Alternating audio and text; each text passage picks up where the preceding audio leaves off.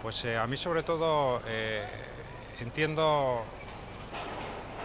que es la fuerza interior, esa energía la saco precisamente de concebir una idea como una idea realizable, una idea como positiva. Es precisamente lo que a mí me suele dar fuerza para trabajar por ella.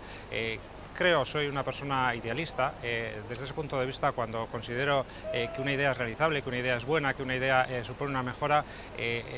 no tengo ningún problema en esforzarme precisamente por intentar conseguir que esa idea que tenía se plasme en una realidad, se convierta en una realidad y efectivamente ese proyecto llegue a buen puerto. Creo que esto es lo que da precisamente la capacidad de trabajar, de dedicarse, de poner ahínco, de poner todo el esfuerzo en lograr que ese objetivo, que ese sueño pase de ser una idea, de ser un proyecto, a convertirse en una realidad.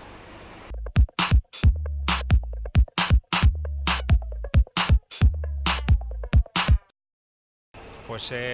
yo recuerdo mi primera etapa en el Ayuntamiento de Donostia-San Sebastián. En aquel momento estábamos muy preocupados, reflexionábamos mucho en torno a la accesibilidad, a los problemas de accesibilidad, especialmente de las personas mayores, de las personas con movilidad reducida, y en aquel momento estudiamos la necesidad de modificar la normativa del propio Ayuntamiento para posibilitar la instalación de ascensores. Nos encontramos con que un montón de comunidades de propietarios no podían instalar el ascensor, teniendo acuerdo de los propietarios, de los copropietarios para instalar el ascensor, porque no llegaban a un acuerdo con el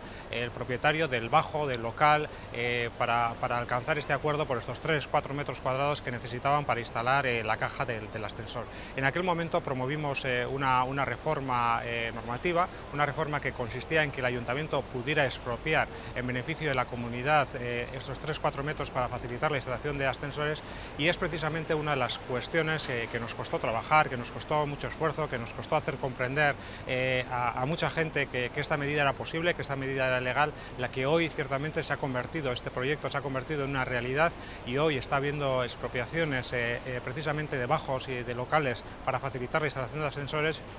Y esa dificultad de instalar ascensores, que en aquel momento era insoslayable, hoy se está convirtiendo en muchos casos en un ascensor que está puesto y que está facilitando la vida, la calidad de vida de los y las residentes en los mismos.